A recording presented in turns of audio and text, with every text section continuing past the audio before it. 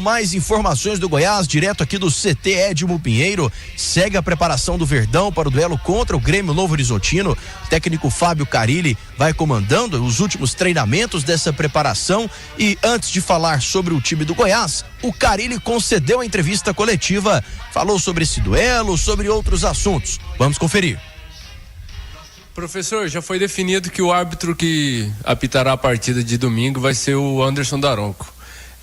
Queria saber o que você pensa a respeito dele e se isso mais te tranquiliza por ser um profissional de qualidade ou mais te preocupa por ser um profissional que para muito o jogo.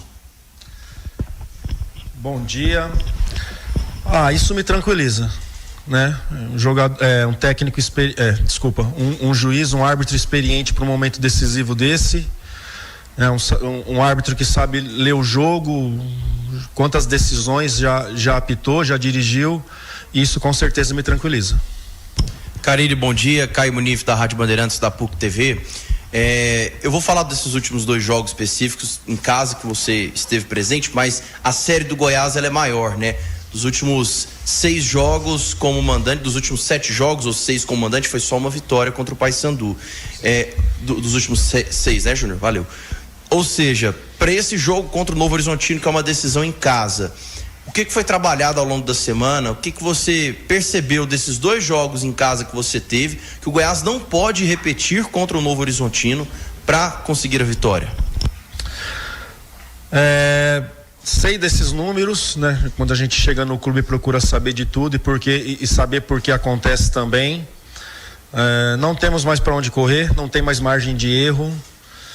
Penso que em alguns momentos, falando dos meus 2 jogos, a gente quer acelerar um pouquinho mais as decisões, tanto para atacar como para roubar a bola, né? Na questão de roubar a bola tem que ter paciência também para não abrir espaço que o adversário quer. E com a bola, o que eu venho trabalhando muito é que a gente fique um pouquinho mais da bola, cuide um pouquinho mais da bola com nós, né? Isso está sendo feito trabalhos de posse de bola, de aproximação, de triangulação, para que a gente fique mais equilibrado, né? O jogo contra a Chapecoense, um jogo assim que não gostei muito pouco do que vi, muito pouco mesmo. O jogo contra o Atlético já foi uma decisão que ele ficou perigoso depois que a gente tomou o gol. Fizemos 25 minutos ali bons, depois o Atlético foi melhor no primeiro tempo e na volta para o segundo o Atlético faz o gol e aí virou um jogo de contra-ataque para um time que a gente sabia que era muito perigoso. Temos que trazer isso como aprendizado. Tudo que acontece na nossa vida, em todos os sentidos, a gente tem que trazer como aprendizado, mas agora é focar, né? A gente não pode olhar o que não deu certo e sim trabalhar, porque a gente não tem mais para onde correr, não tem mais espaço. Para o jogo contra o Remo ser importante, depende muito da vitória contra o Novo Horizontino agora. Sei que a minha participação ela é importante, mas eu sei que ela é muito pequena. Falando de técnicos, dos técnicos que dirigiram aqui, isso acontecendo, o mérito é muito maior do Mancini, sem dúvida nenhuma, porque fez 52 pontos na competição, né? E isso acontecendo, pode ter certeza que o mérito maior do técnico do Goiás em 2025, com certeza é do Mancini. Carilli, bom dia. William Roma, site Esporte Goiano. E assim, numa semana decisiva, além da parte tática, técnica, eu acredito que tem que trabalhar muito também a parte psicológica, né? E assim, eu não sei se você concorda comigo e tem total direito de discordar e apresentar seu argumento. Na partida contra o Cuiabá, quando o Goiás marcou o gol da vitória com o Gava, nitidamente se percebeu que os jogadores em campo não comemoraram, não vibraram muito esse gol, né? Se eu não me engano, apenas o Anthony e o Moraes foram comemorar junto com o Gava e o Gava foi pro banco de reservas, né? Pelo menos isso passou a transparência, assim, quando a torcida viu os vídeos, a gente viu os vídeos também do retorno do gol. E isso de fato aconteceu, o elenco parece que sentiu, parece que viu que a situação não tá tão mais fácil como era antes. E se foi trabalhado isso durante a semana, né? Passar da parte psicológica para os atletas, que eles podem conseguir, que eles têm qualidade para conquistar esse objetivo traçado pelo Goiás. Vamos falar a verdade sobre essa situação do gol aí.